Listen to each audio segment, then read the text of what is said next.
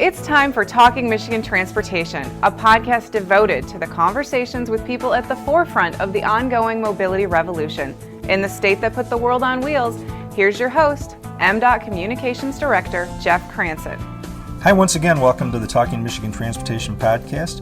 It is Thursday, June 18th, 2020, and I'm recording today with a couple of guests who will talk about the Gordie Howe International Bridge, the international trade crossing being built to link Windsor in Canada with Detroit in Michigan.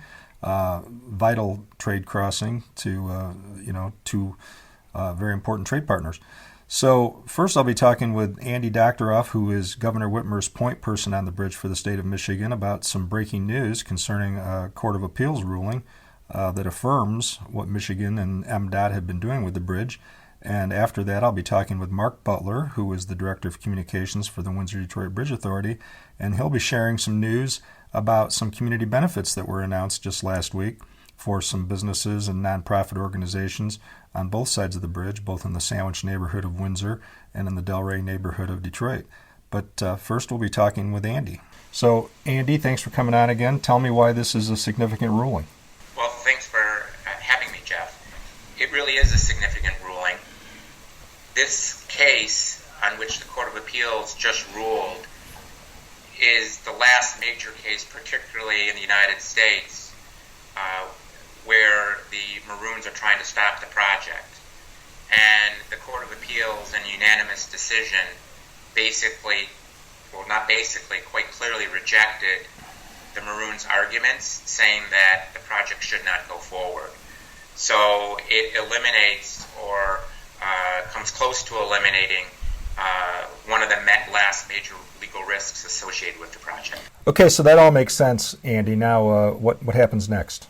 Well, the Maroon-owned Detroit International Bridge Company has the right to file an application for leave to appeal to the Michigan Supreme Court, and the Michigan Supreme Court has the discretionary authority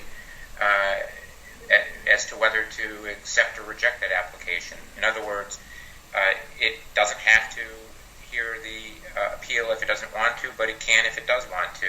And I certainly can't predict how that will turn out. The only thing I can say is that Michigan has always had a lot of confidence in its legal positions here, and the Court of Appeals ruling today very emphatically supports our confidence in our positions. So what was we can break down, there were basically, 6 sort of challenges, what are called necessity challenges. But before we get into, taking those item by item, just tell me in essence, what's the overall argument? What's the overall debate here? Well, again, the opinion will speak for itself, and I've just read it once, so this is just my initial interpretation of things. But at bottom, the Maroons brought what is known as a necessity challenge, or a series of necessity challenges, saying that MDOT did not have the right legally to use the powers of eminent domain to purchase their property for fair market value. And they're basically presenting that argument for a host of alternative reasons. And the court said, no, MDOT acted properly, Michigan acted properly, Michigan had a right to do what it did, and your arguments, all of them, lack merit and fail as a matter of fact in law. And as you suggested, in this case on appeal, the Maroons put forth 6 separate necessity challenges after having asserted down below in the trial court, I believe, 18. So at the end of the day, we have a very authoritative, lengthy judicial opinion that rejects the Maroons' arguments on appeal regarding necessity challenges. So let's take these one by one. And the first, the big one, suggested that the project in its very being violates the legislative boilerplate, the boilerplate that goes in the budget appropriation each year from the Michigan legislature. Yeah, that was the argument. Essentially, they've been arguing for several years that the underlying crossing agreement that is the framework agreement for the whole project runs afoul of the intent of the Michigan legislature. And the Maroons relied on some boilerplate that was enacted, I believe, in 2011 and then in 2012 again. And what the court ruled was that, no, you're misreading that boilerplate. That's not what it says. It doesn't prohibit the type of activities that are described in the crossing agreement, that the crossing agreement was written to take into account the boilerplate, and also it said that if you really want to look at legislative intent, look at boilerplate that the legislature passed from 2013 on, and in that boilerplate, the legislature basically said, and I'm paraphrasing here, that Michigan can expend money on the project so long as it's fully and promptly reimbursed by Canada, which is what the crossing agreement provides. And another section said, by the way, the legislature wants to know what money has been, what expenses and costs have been incurred, and wanted reports as to that. And they, sorry about that's the dog. Yeah, I listen to a lot of podcasts, and everybody's got these issues nowadays, so that's part of the drill. That's the mailman. That's Kermit reacting to the mailman. In any event, the boilerplate that was passed after 2013 really, the court concluded, as we argued, constituted authorization implicitly, explicitly, however you want to describe it, to go ahead with the project, because the legislature knew that we were doing it, said you can do it as long as you're promptly and fully reimbursed, which every penny has been here, and also said, by the way, report to us what's going on, and that's what MDOT has been doing for the last several years.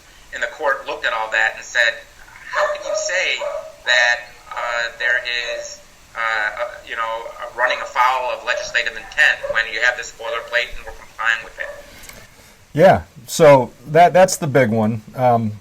Let's take 2 and 3 sort of together because they're somewhat related, and these deal further with the reimbursement. So sounds like this whole thing was predicated on this idea that there needed to be legislative approval to allow that to happen. Is that basically right? Look, the bottom line is that they were saying that in order to buy properties or otherwise engage in certain activity, there again had to be express legislative authority dealing with that very, very specifically. And what MDOT argued successfully, and the court agreed, is that there's other statutory provisions, other laws that give MDOT the authority to do anything and everything that it is doing on this project. Actually, multiple alternative reasons in the opinion to support the rejection of each of the Maroons' arguments. So it wasn't just one argument and then we went on that. The court reinforces thinking by having alternative theories as to why the Maroons were wrong. Well, since you bring up the property acquisitions, could you give us an update on where we stand on that? Because there's a lot of property that had to be purchased to build this. It's the biggest property acquisition, I believe, pursuant to the use of eminent domain powers in the state of Michigan's history. We had to acquire 636 separate parcels. The Maroons had 20 of those parcels, give or take. At this point, we have possession of every single parcel except for one, and that one is part of the Maroons' yellow trucking, and there is a court order giving us possession within the near future. So we have, pursuant to court orders, obtained the rights to acquire and have and do what we need to do for the project for 100% of the properties in the footprint, which is an amazing accomplishment.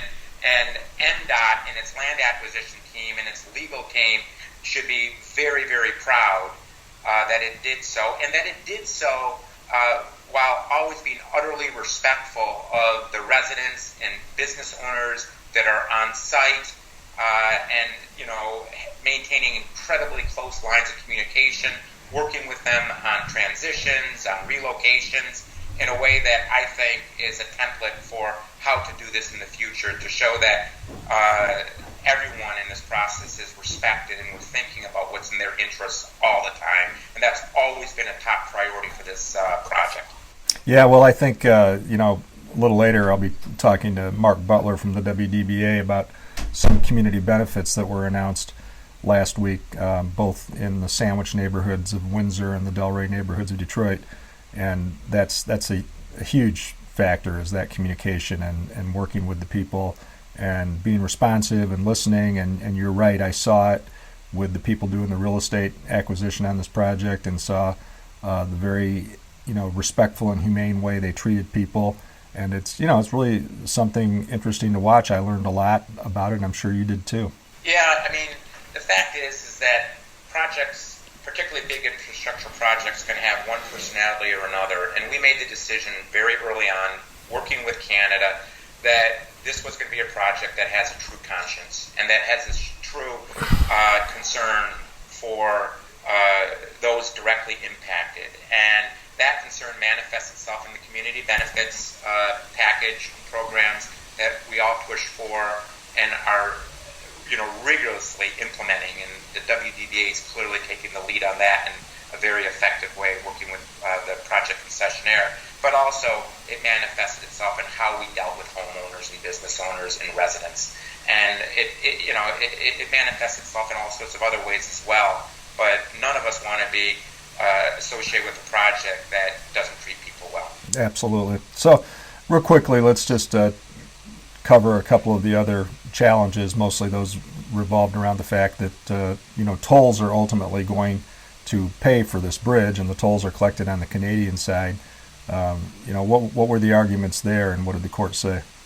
Well, again, I'm interpreting the arguments, but basically it was argued that, hey, this is a bridge that goes into Michigan, and you can't cross the bridge and effectively use it unless you pay a toll, and that runs afoul of a statute or authority basically saying toll roads in Michigan have to be approved by the legislature. And the court squarely rejected that argument. The court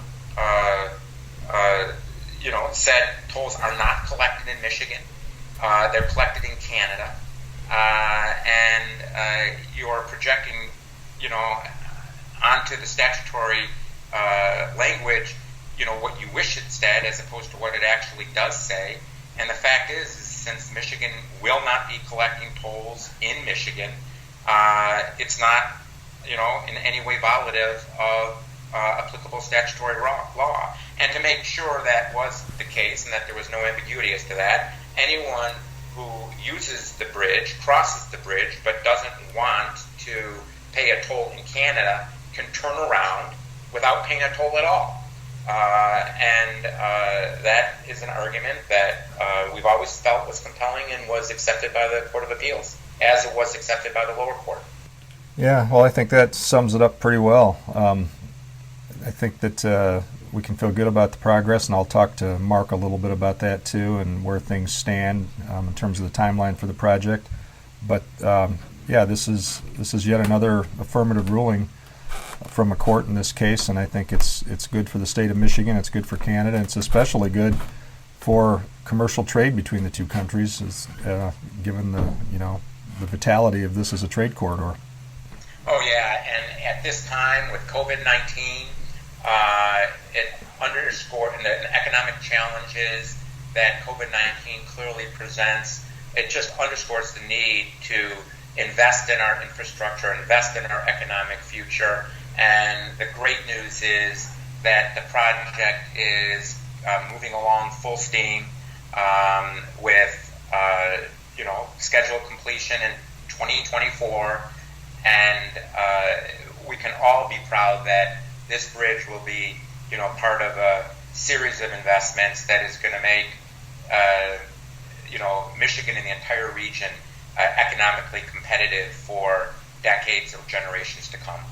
Well said. All right. Thanks, Andy. Thanks, Jeff.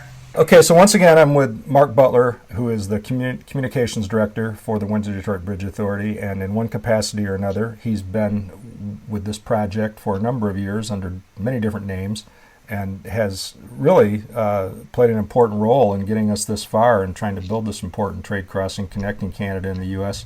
Last week, he was part of an important announcement. He emceed an event to announce more community benefits, more investment in the neighborhoods in both Detroit and Windsor, the businesses and nonprofits that are affected by this bridge. So, Mark, talk a little bit about why these community benefits are important.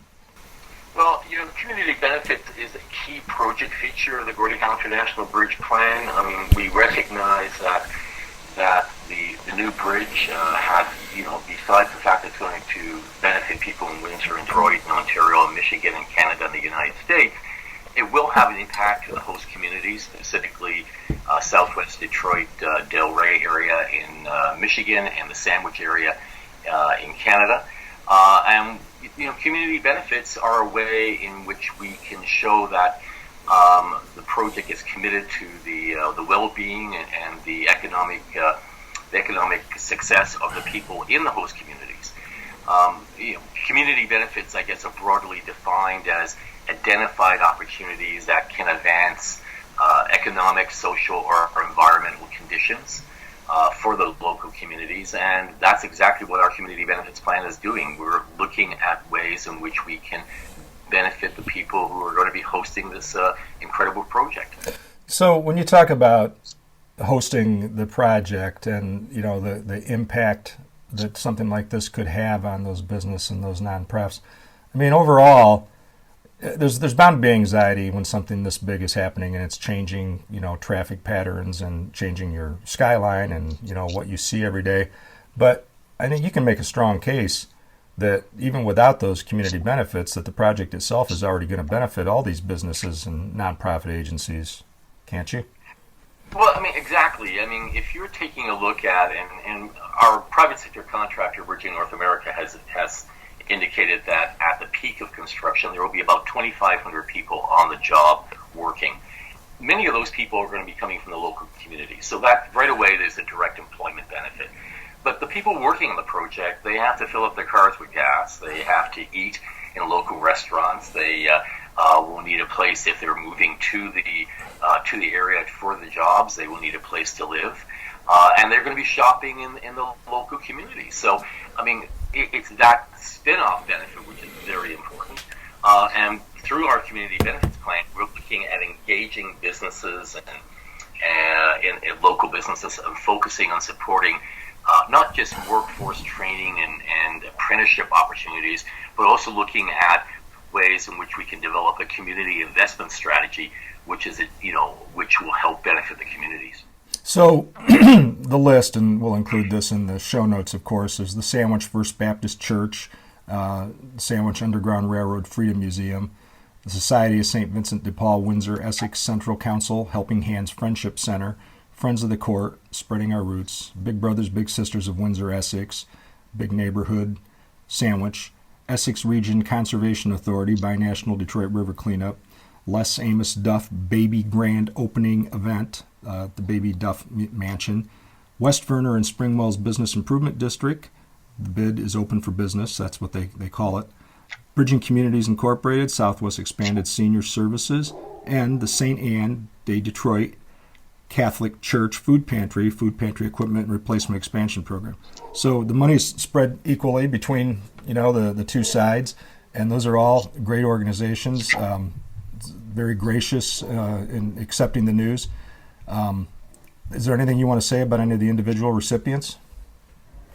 Well, I mean, I think that they're all very valuable recipients of this funding.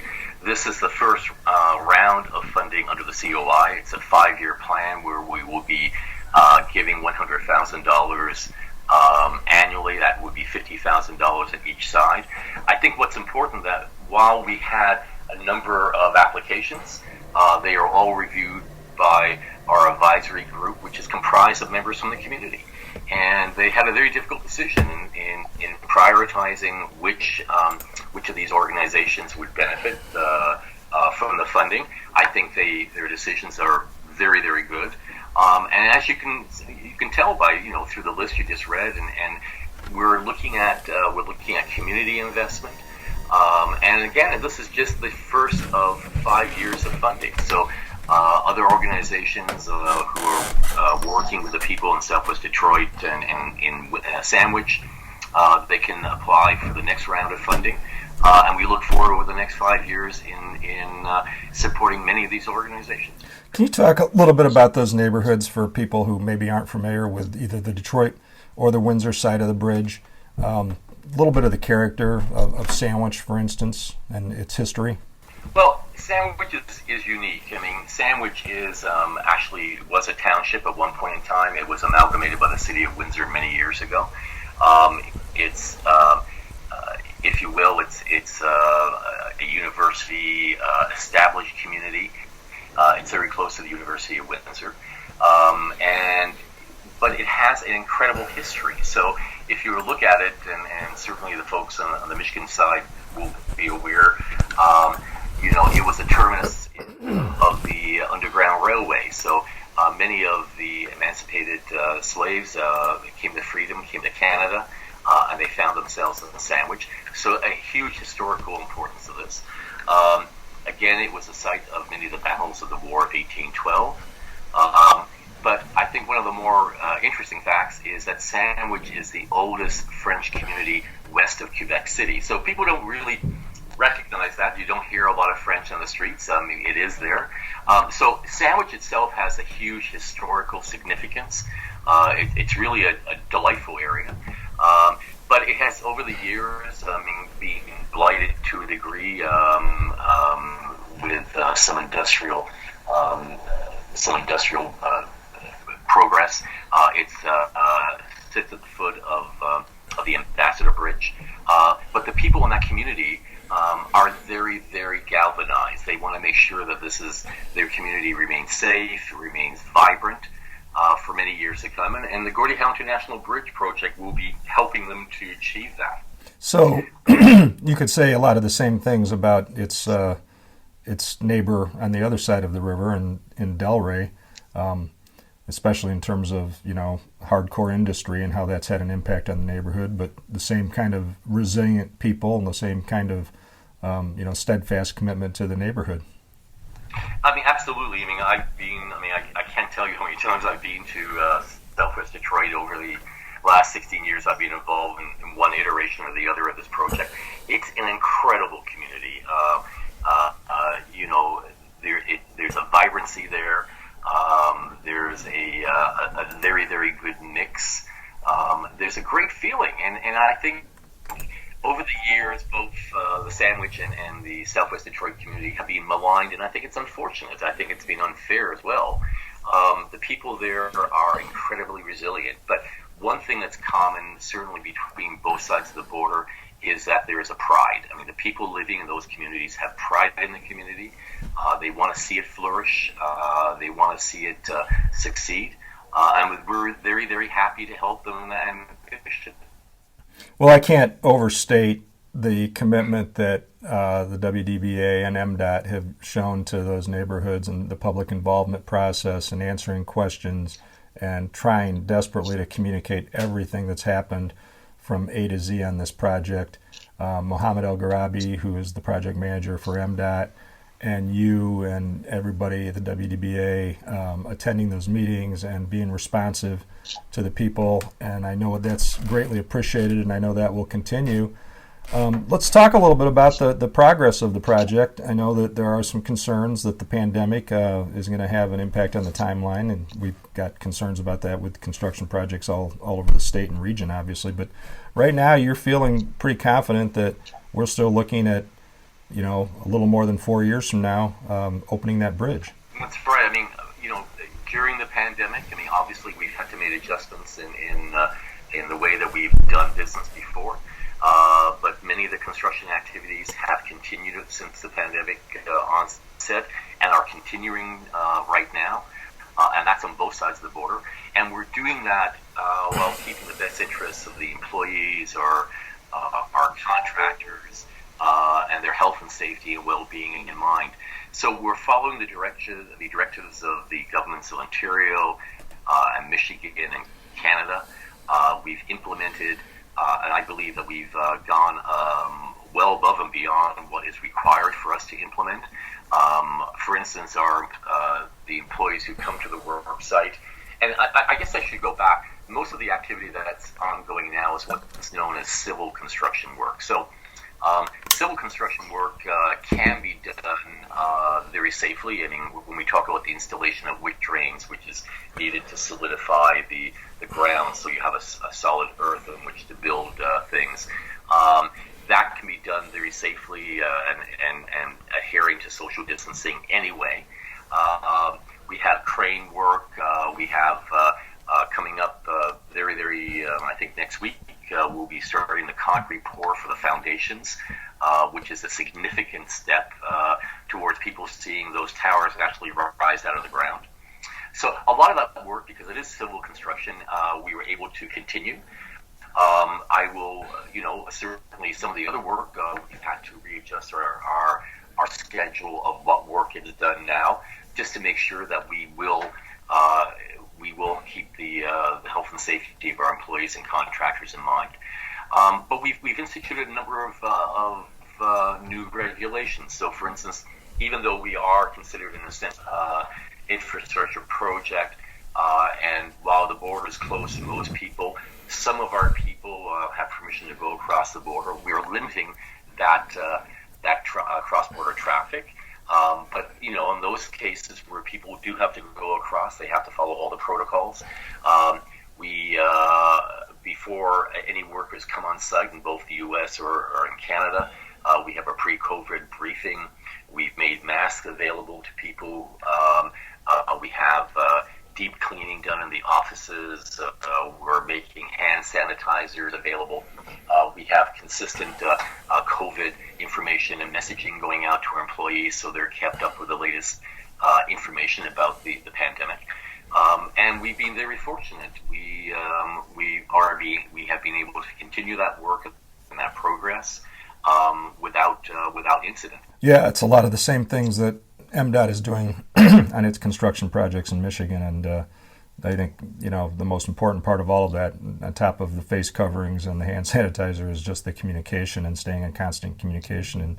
And I think that you and your partners in the WDBA and BNA are doing that. So, Mark, thanks for talking about this. I think we'll probably get together again sometime before the project comes to complete fruition and update the progress. But I appreciate you taking the time. Thank you very much. And I'm going to give a bit of a plug. I'm not too sure when this podcast will air, but we do have a community meeting coming up on June the 25th from 1:30 p.m. to 2:30 p.m. This is not going to be like our regular meetings where we have been able to host in person. It's going to be virtual. But I would recommend that people go to our website to learn more about it, or they can go to facebook.com/Gordie Howe Bridge to learn more about how they can participate in the online community meeting. I forgot. Are we thinking Teams for that or something else? We're going to be doing a combination of Teams and also streaming it on Facebook. So there will be an ability for people to hear the presentations and our presenters, and also to send us questions. So Facebook Live and Teams, basically. Yes. Okay, great. Well, thanks, Mark. Thank you. Have a good day. Okay, thanks again for listening to this week's edition of Talking Michigan Transportation, and I want to give a special thanks to Corey Peedy, who does the sound engineering for the podcast, and to Sarah Martin of MDOT, who does the show's intro and closing. That's a wrap for this edition of Talking Michigan Transportation. Check out show notes and more on SoundCloud or by subscribing on Apple Podcasts.